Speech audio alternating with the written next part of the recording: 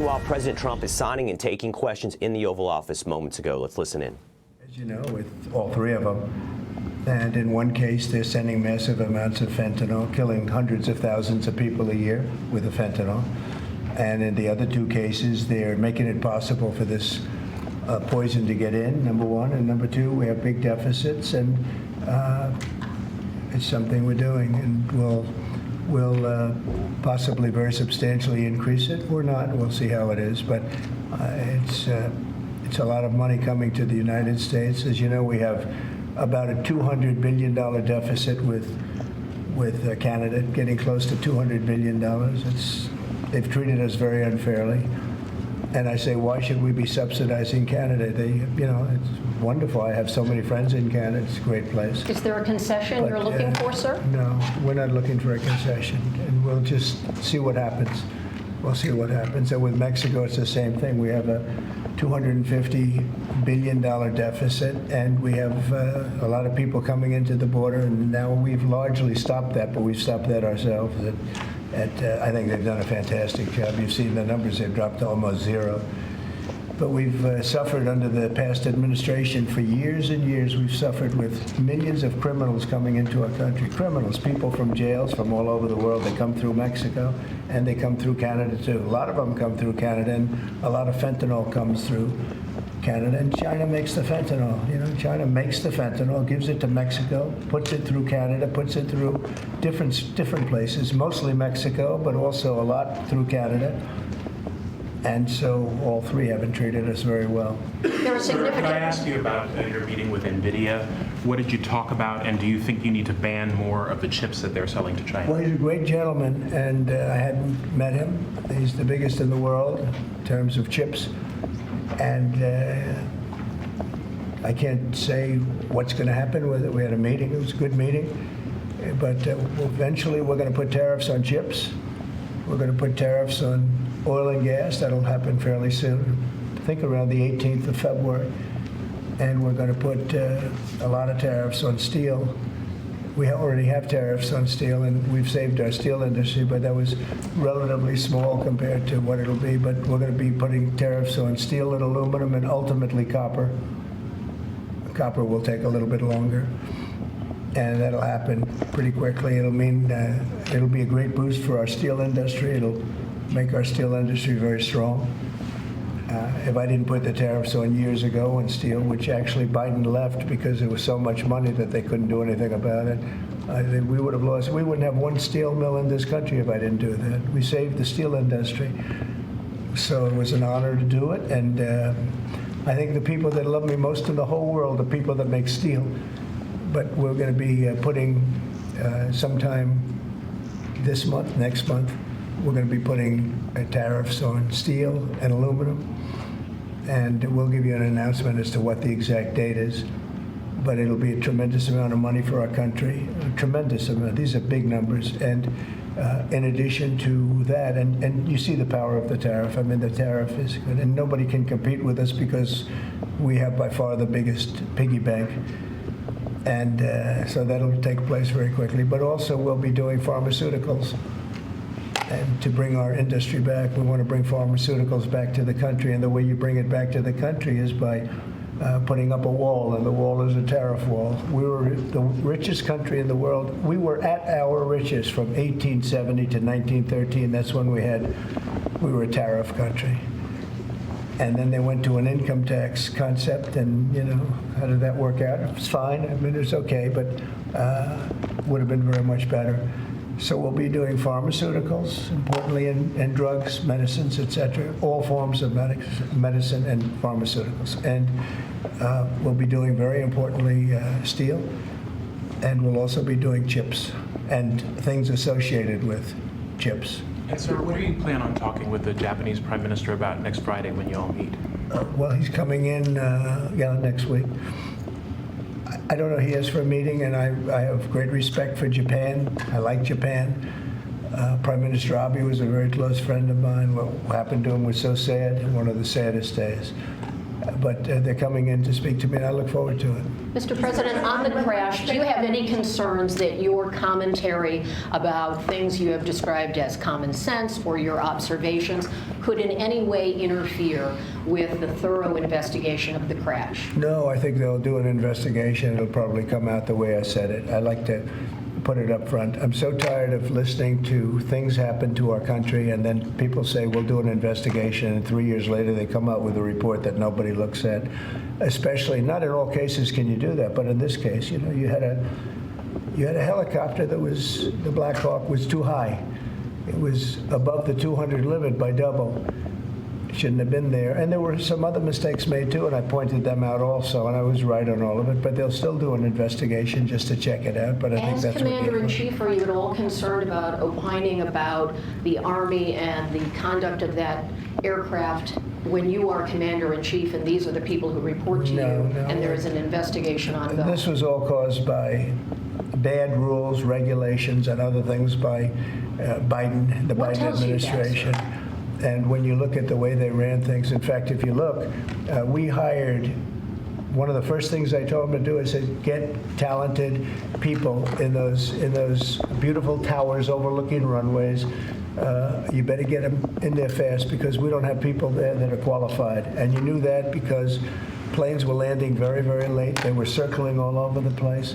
We had people that didn't know what the hell they were doing. And sir, there are planes in the air Excuse me. everywhere, and there are other air Excuse traffic. me. Pardon me, sir. We have to have the best people, the smartest people, the sharpest people as control tower experts. And that's what they have to be. They have to be experts, and they have to be very smart. And we didn't have our best. And if you read the quote that I read yesterday at the news conference, it talked about people that were psychologically injured were okay, and people that had lots of problems were okay. I'd read it again if you'd like me to, but I don't think I have Does to that waste give your you time. concern, though, sir, with planes in the air all around the country, people relying on that as safety? Are you suggesting there's an ongoing risk? No, I think there's very little risk, but I think that we have to make sure that this never happens again. Very, very little risk. And we're taking actions that this can't happen again. The helicopter, as you know, was out of its zone. Shouldn't have been out of its zone. It was at the same height as the airplane. Now, the airplane was coming down on its track. It was perfect. It was in perfect shape coming down, and something was in its way. You can't let that happen, and it won't be happening again. And this was all because of weak rules in the Biden administration, and we're just not going to let that kind of thing happen again. And again, I could wait, and I could, give a report in 2 years like they always do, and sometimes it's obvious. In this case, to me, it was very obvious, and I think I've been proven to be very correct. Yeah. Mr. President, what do you expect from your meeting with Prime Minister Netanyahu next week? I expect a lot of good things. From all meetings, I expect good things. Marco Rubio, as you know, is going to make a tour of various countries in South America. He's going to be meeting in Panama, where Panama's treated us very badly. They gave him, rather foolishly, a thing called the Panama Canal, the most expensive project we ever built, if you look at today's numbers. Most expensive ever built. We lost 38,000 men. In that case, all men, just about all men. 38,000 to the mosquito, to malaria and various other problems that you get from jungles. It was a tremendously costly event.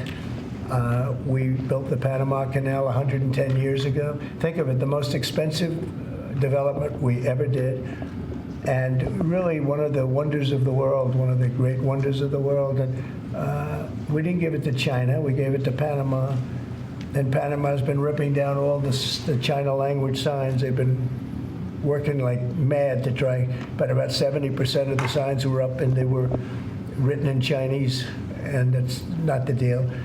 So we're going to take it back. They've already offered to do many things, but we think it's appropriate that we take it back. They've totally violated the agreement. We have an agreement. They violated the agreement, and Marco Rubio's going over there to talk to the gentleman that's in charge. Mr. Gaza, do you still think it's a good idea for Jordan and Egypt to be taking in Palestinians when they reject the idea and the Palestinians who are living now in Egypt? I think Jordan will take people, yeah, people from Gaza. And I think Egypt will take them also. I mean, I heard somebody said they're not going to, but I think they will. I feel confident they will. Mr. President, will tomorrow's tariffs include oil? What? Will tomorrow's tariffs be inclusive of Canadian crude? I'm probably going to reduce the tariff a little bit on that. We think we're going to bring it down to 10% on the oil. So it's 25% on the Canada side. Mr. President, are these tariffs stacking on top of already existing tariffs, or this will be the Yes, on top of whatever may be existing. Mr. President, ask you a question about Venezuela. Rick Cornell was seen on state TV shaking hands with President Maduro. Is there any concern that that might lend legitimacy to the Maduro administration? No, we want to do something with Venezuela. I've been a very big opponent of Venezuela and Maduro. They've treated us not so good, but they've treated, more importantly, the Venezuelan people very badly. We have a tremendous Venezuelan population. I got 92% of the vote, the Venezuelan vote. Now we want to see what we can do to get people back in their homeland safe and free and all. He's meeting with a lot of different people, but we are for the people of Venezuela. We're for the Venezuelan Americans. If you look at it, we have them all in Florida, right around the Doral area. That's really, they call it Little Venezuela, right? And they voted for me close to 100%. So we'll see what we can do to straighten out the situation in Venezuela. Venezuela has been very unfortunate. I was very surprised when I saw that Biden agreed to buy a lot of oil from Venezuela, because Venezuela was just about finished, the dictator. And when that happened, it brought him back to life. You know, Biden went out and they buy millions of barrels of oil. I say, what's that all about?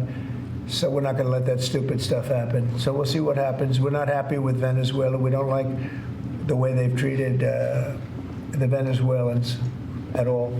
Mr. President, there have been some warnings or messages that government websites will be shut down this evening to scrub them of DEI content. Can you confirm if that's What's accurate? been shut down? Government websites, will be shut down this evening to scrub them of DEI content. Can you confirm whether that's accurate and if there are any concerns? I don't know. It doesn't sound like a bad idea to me. DEI would have ruined our country, and now it's dead.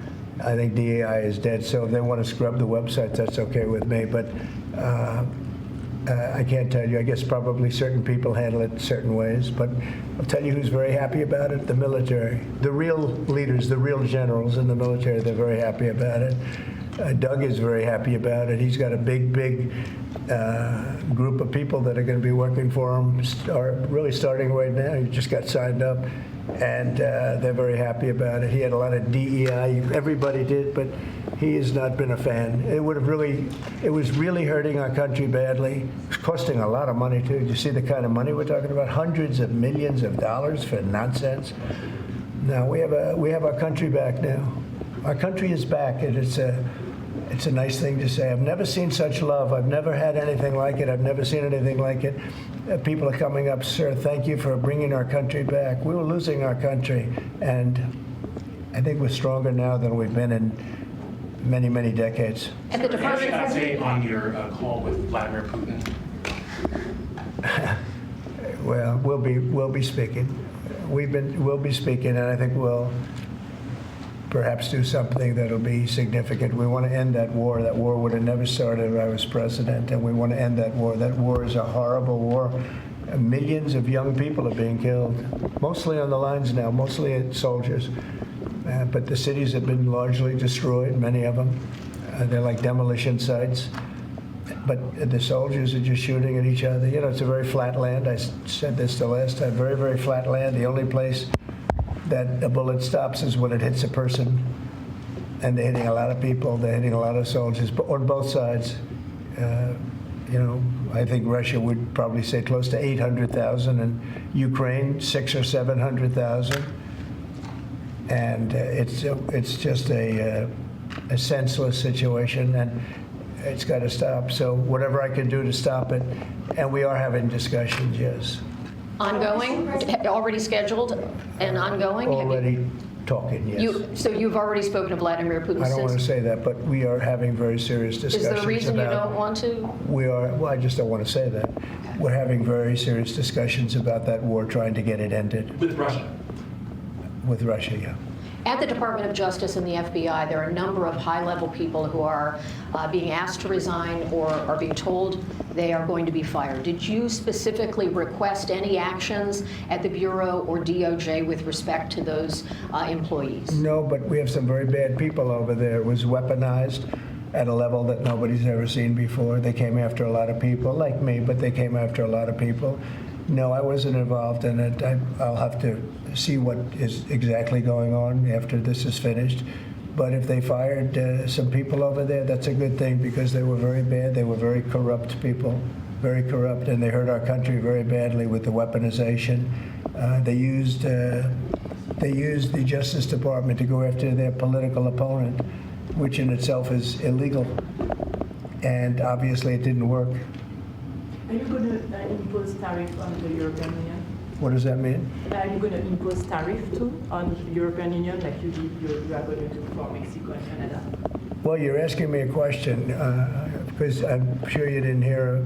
Am I going to impose tariffs on the European Union? Do you want the truthful answer or should I give you a political answer? Absolutely. Absolutely. Tariffs The European Union has treated us so terribly. You promised Americans to try to reduce costs, and so many of the products Yeah. that would be tariffed, when they come into the country, the outgoing country is not paying the tariff. The buyers in the United States pay that, and then that's passed on to consumers in Right. most instances. Sometimes. How would you expect to have prices come down if you have such a broad plan for tariffs? And what do you say to the voters who want to see you reduce everyday costs? Well, let me just tell you that I got elected for a lot of reasons. Number one was the border. Number two was inflation, because I had almost no inflation.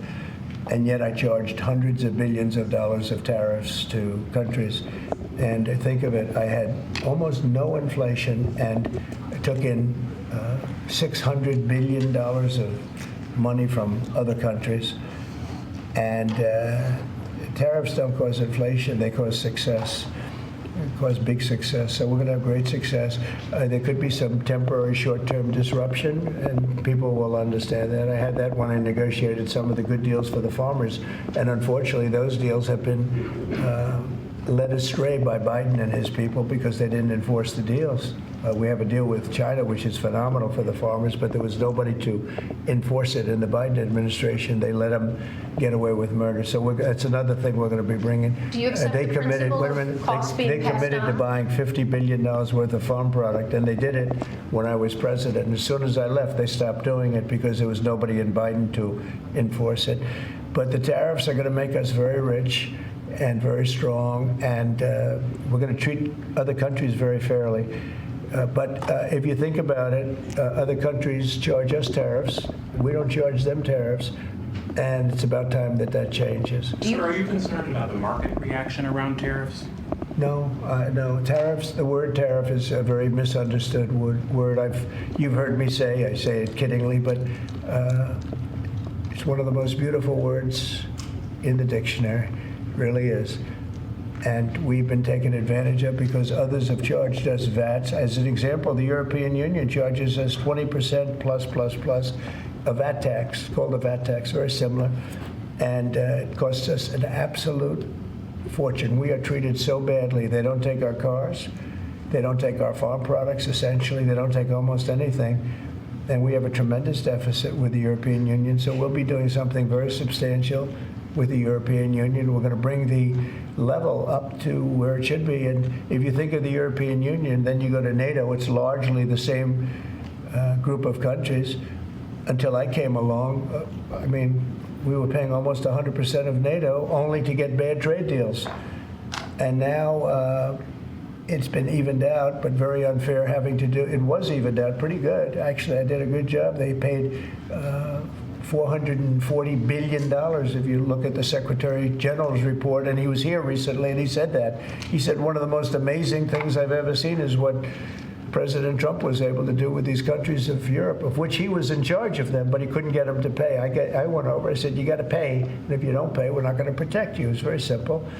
But very unfair is with Ukraine, because we're in for $300 billion plus, and they're in probably for $100 billion. There's a $200 billion difference, and they need it more than we do. You know, we have an ocean in between. They don't. And so they're going to have to step it up a little bit. With efforts to reduce the federal workforce, whether it's offering what we've called the buyout package or other efforts, do you have any concerns that there will be employees broadly across the federal government who might take that up? And they're a part of the many different ways that agencies protect the public, from food inspections to water safety to the air traffic everybody's controllers. Replaceable, and we'll get very good people to replace them if it turns out to be more than we thought. It could be a lot, it could be a little, we don't know, but we'd love to have them leave. We're trying to remember this. We want them to go into the private sector. It's our dream to have everybody almost working in the private sector, not in the public sector. We have many people, very few people came to work. They were, you know, it started more or less with COVID, but actually even before COVID. But it started with the COVID, they didn't come back. And then Biden let them get away with murder, and we had federal workforce, like 4% coming into the office. And that just doesn't work. You know, people can say it does, but it doesn't work. You have to be unified in a group in the office. It's just, it was crazy. You don't know what they're doing. And then at some point, we may ask them to certify that they didn't have two jobs, meaning were they really getting a check from us, the government, and then were they also working a second job and a third job, and, you know, on government time. And many of them will say that they did, you know, which is not legal, but it's a problem. It's a problem. No, we want to get that out. We want to clean it out. You know, people have been trying to reduce federal government now for 40 years, 45 years, and they haven't been able to do it. And this is a way of doing it, I think, very nicely. It's sort of a buyout, too. I think we're treating people very good, but people don't come to the office.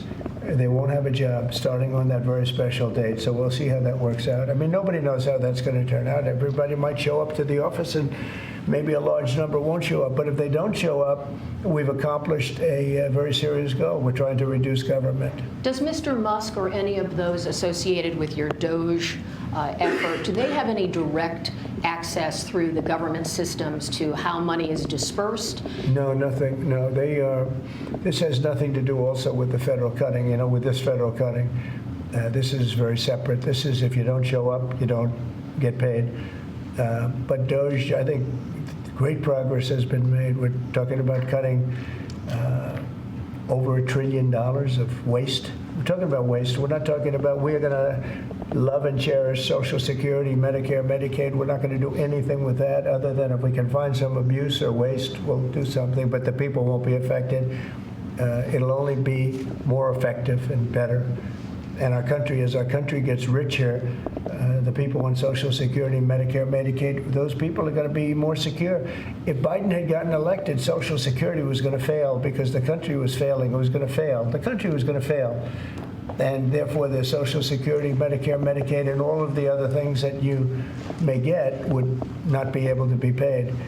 Our country is getting very strong, and you see it. I think more progress has been made in the last 2 or 3 weeks than has been made in the last 4 years. I think not only has more progress been made in the last 4 years, it's, I'll call it deep progress.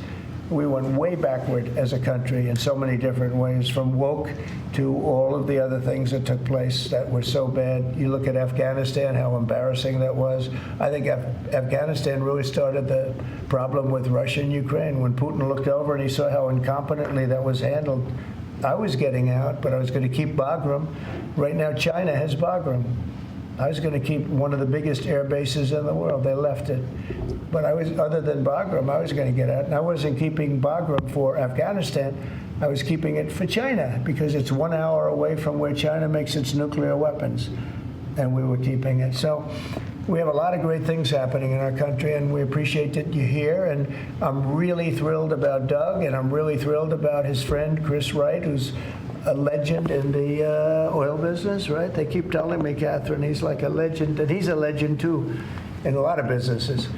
And we have an amazing group of people working with us. There's a man behind me who became a tremendous success. He was not a wealthy man. He didn't start off a wealthy man, and he ended up a wealthy man. And you know, that's a great talent. And he's willing to sacrifice so much and to put it to work for our country. Watch the job he does on the interior, but in particular on really making our country very, very wealthy by utilizing it properly. And at the same time, environmentally, he does it he's very much an environmentalist. He's going to do it very carefully and very painstakingly good. But you just watch what happens. And working with the Department of Energy, where his compatriot, his friend, and also considered the most talented man in the oil business, is the head of the Department of Energy, and they work together. It's almost like a partnership. It really is a partnership.